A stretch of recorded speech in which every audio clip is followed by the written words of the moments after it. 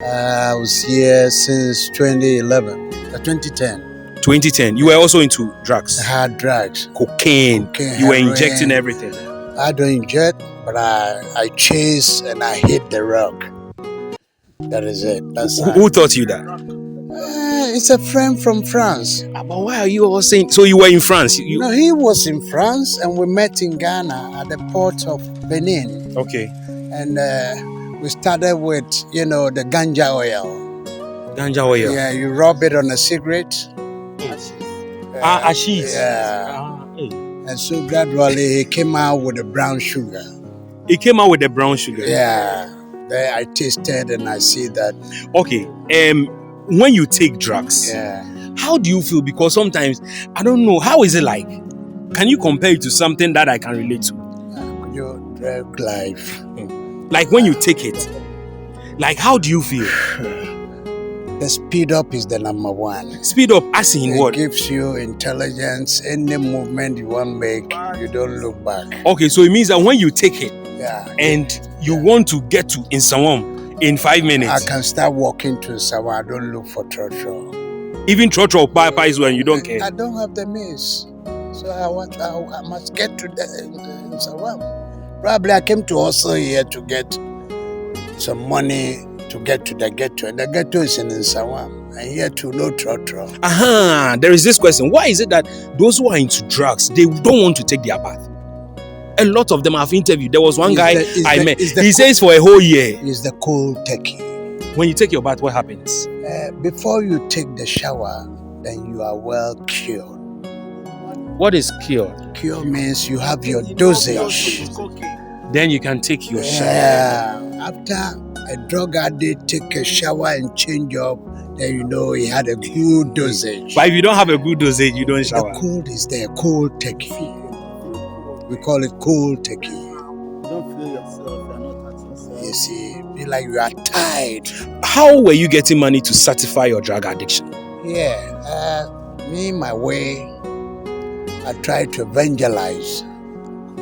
I con. Like you were an evangelist? No. A con man.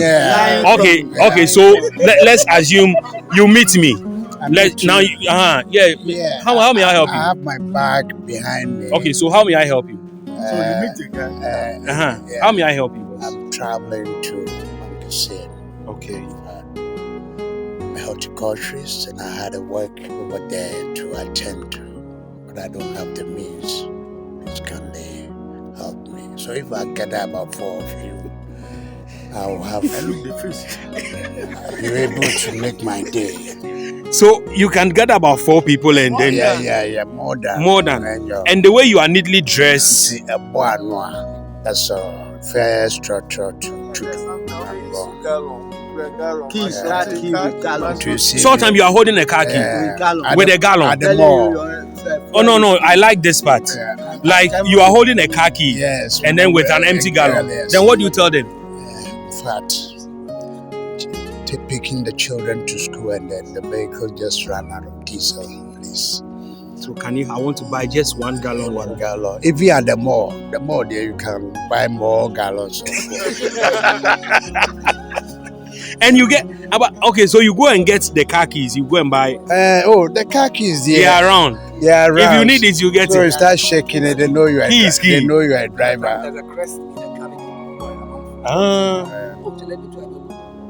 Okay, so if you see me maybe with the Prempeh sticker, so sometimes if you see Presec, you know their slogan. That community, but that light you shall see like. A drug addiction, in fact, only by God's grace. Some of us, even along the line, are fortunate to meet people who sympathize with us and say, gentlemen, if this is your situation, why don't you take you to hospital? But it doesn't work. You go to the hospital, get the big checks, come out. I'll tell them, I'm sorry, I left my shoe at Tudu on the roof. Where am I going? Where is your family? You have a wife and children or something? But due to drug, everything's scattered. Even my children abandoned me. Do you know where they are? Someone Tesano, I don't know, but the truth of the matter, my parents have been encouraging me that the bird, no matter how it goes away from the nest, it comes back to the tree again. So your children they've also abandoned you? Yeah. How many are they? I have 2 girls. Then we need to make sure we are going to reconcile you with your children. Amen. And the parents, it's like... But you are a changed person I now. hurt them a lot, You were not paying their fees, you were not taking care of them. Yeah, I remember my little girl, I lied and picked her phone from her. You lied to your little girl. My daughter. How old was I don't know her age. She was, by then, she's a little bit. So she had a phone. She had a phone, and that's the first time to see me. And the first time she saw you as, this is my daddy. After, I brought her to Rema. Okay. After I brought her to Rema, the mother heard that I've left Rema. She came for her. So later things start falling apart. In a round circle, she also at Tesano and was communicating with her. And when she came, she was having this small Nokia phone. And you told her that one? Just give it to me. And you sold it? I went to smoke it. And that is a wound in the heart of the little girl. So your daughter is really hurt about what you did? Yeah. But I regretted it. Do you mind, because I feel within me that we need to reconcile you and your children. But so... Do you want to reconcile with them? Oh, why not? Why not? That's what is Why not? Why not? It's my prayer every time for God to forgive me what I've done against my children so that they also forgive me. But the pollution is not them now. The parents, the aunties, they are injecting. They've not accepted that you are a changed person. Yeah, they are injecting. You had money back then, eh? Not really money, but the personality is there. And, you see. Even now, the personality is there. It's the grace now. Yeah, the grace is sustaining you. And in fact, like my pastor was saying, drugs can never fight drugs, my dear brother. With my experience in the ministry, what I realize, I see God working in the lives of, if somebody tell you, he will take you to a place to go and stop an addiction, that may be because they are wealthy and they want to waste money, but they are not going to give you a good life. But they are going to really inject you with the drugs and you become a robot. Without the drugs in you, you are poor, sitting where you are. But here, I see, the practical aspect of the prayer that we are doing day in, day out. More prayers. Bible morning studies. Devotion, church service, and then the preoccupation, because you can't stay in your house without sweeping. You can't stay in your home without washing dishes. It means that when you come here, you are engaged to do other activities to help. It revives us. If you are a driver, if you are a driver, you eventually end up driving in Rema. Oh yeah. If you does computer in school and you left, you end up, they put you in office. Who am I? If I tell you the vehicle I'm using now, you wouldn't believe it. A C-Class Mercedes V6. Oh my God. Yeah. That's what you use? That's what I use. Yes. Hey. Yes. Please write my name, Rema, I beg you. And next week I'm coming with my luggage. C-Class. Yeah. That's what you drive here? That's what I drive here. How much did you pay before coming here? I didn't pay, Father. Nothing I paid. Just by the grace. I was, what happened lastly, before I came back to Rema, I saw that, God really arrested me. I was in Kumasi because I'm tired of Accra. So I've been touring around the whole Ghana for smoking. Where train can go, I go with train. Until I get to my last stop in Kumasi. Rema? Yeah. No, not Rema. Okay. In the ghetto at Tinka. I was there when a young man just came. I sleep outside. Before getting up, I realized my shoes is gone. I wasn't having anything to put on. So this young boy is able to hit the day. So he's in the ghetto, hiding very well, and I approach him. Oh, bro, what's up? Will you bring me down this morning? The check is too much. So he ran me some lines, get me some heat. So I asked the boy to get me with slippers. But first of all, he told me he went round last night and he had a cylinder. He stole a cylinder. He stole a cylinder. Let's call a spade a spade. Yeah. And then he left it with a security somewhere near this FM station at Abripo. What do they call it? Angel Abripo Junction. Angel. So after my dosage, I go take some thought of Apateshi to speed up because it wasn't enough for me. So I have to substitute it with some alcohol. On our way going to Abripo Junction, arriving there immediately, the guy didn't even talk. People sight the slippers I'm putting on. A stolen slippers. Hey, I took a slap. God so good. God was on my side. I saw a policeman, so I raised my hand. Hello, police, please come arrest over. Arrest me. Yes, take me. It wasn't far from Swami Police. They took me there together with a guy. I said, Jedu, so are you a thief like this? You know this thing doesn't belong to you. And you gave it to me. And you gave it to me. But you knew he stole Please it. tell the police right now that I'm not part of your business. But you knew he stole it. I'm an Edruna to Menuado. Auntie, arrest no more at once. No. So now weigh the medicine tear for my item when I got in the grip of the police. So he spoke. The boy too was just released from a case of a bag of sugar. So his name is still in the docket at the police station. Oh, so he was wanted. They've been bailed from that issue already. Oh, okay, he was just so bailed. When he get back with me, it's like, hey, Ajedu, what's up behind you? I said, please, Ajedu, tell the police. I'm not part. I'm not part. I'm a school bus driver. I just lost my documents. And that make me accompany you and fall in this trap. Mr. Police, I'm not a criminal, please.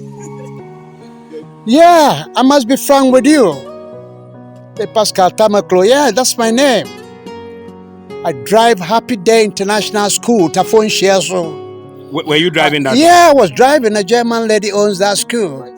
So you were the driver? I was a driver, but along the line, I asked for a holiday and I couldn't come back. And so you are not back. So why do you still claim you drive? Yeah, that was my profession. So they left you were put inside? I stayed there. Ejedu couldn't speak? Ejedu couldn't speak until I was put in remand. You were taken to court? Court to remand, Ashtown Court. And you were remanded in police custody? No, prison custody. And Ejedu was bailed, I was still there. I turned a Muslim Malam the first time because of where they put me. Okay, you became a Malam. A Malam in the cells where we are to pray so that I'll be able to have everything easy in that dorm. But later, a Malam no way. Still, I'm a backyard or I used to throw tafia small. Ah, in prison you were in prison and you're a baby. Name is Kago Infinity. Hey, cargo they come in.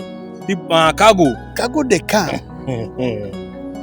Oh my God. All these places cannot change you unless you want to change yourself. It means that when you sentence a drug addict to prison custody, you are worsening the case because it cannot transform. No. Because the drugs are still there. Yeah.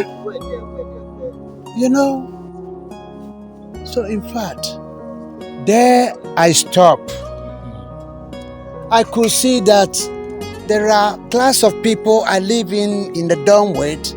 They are not supporting my addition again over there as a preacher man. So I'm lacking certain things because I don't eat from the prison. Everything is there. Water, pure water, special diet. When I start losing these things, I stand on my feet. I say no. And the Lord is talking to me that I am here to reform. I should start my reforming from here before the outside one. So I stop. No cigarette, no herb. Nothing in the prison. I lead people into morning devotion. And in fact, the day I told them I will never return back here again, God made a miracle. I went to the court and tell the judge to temper mercy with what? Leniency. You understand? Because I can, look around all the court here. I'm not a criminal. I even come here to find something for my drug ambition to satisfy it. You told the court. I told them. You told them the truth that you are an addict. Yeah, that is my problem. And I lost my car document, my document to drive. I lost them. That made me waywarding and fall in this trap. So please. And in fact, the next day I went to the court. They released me. I came back and picked my belongings and prayed with them and returned. So immediately the next day, I went to Rema in Kumasi. You were acquitted and discharged. Yeah. Just like that. Yeah, just like that. Nobody came my aid. No lawyer. No lawyer. Yeah, when you are in your truth, God defends you. And when my pastor heard that Pascal had entered Rema, I was even in the washroom. They brought me the phone that immediately they should bring me to Accra. Here I am today. Fully transformed. The last time you touched drugs, do you remember? That was, 2010, somewhere before the World Cup in South Africa. I watched that game in Rema. Yeah, How do you feel now? Oh, liberty, freedom. I fear no one. You are so strong because you've been working since morning. But true, don't you? I would sweat nicely. In like those days, before I sweat, I have to go and buy rocks, the drug and heat. There I can have sweat. But I don't know there's another grace of sweating when you weed and eat. How old are you now? I'm almost in my 60s. Yeah. I don't know what you want to tell people who are... I just advise them because, like I tell parents, to how to even identify your children when they are going to this situation. How do I identify? I have children in the house. Yeah. They go to secondary school. They come when back. Your child go to school and still wanting and demanding, mind you. Okay, my child is in boarding school. Out there, daddy. My shorty, and my laptop now say, and why we are my phone. When you start having this sentiment, my brother, the child is on the wrong way. Yeah, because that child should be able to economize whatever the daddy has given him up to, a term or, till they complain. So at least as a parent, if you know these things, we should be able to take care of my child between this time to this time. Yeah. And then all of a sudden you start hearing stories. My shator is broken. Yeah, my phone is missing. My laptop is broken. And that, mind you.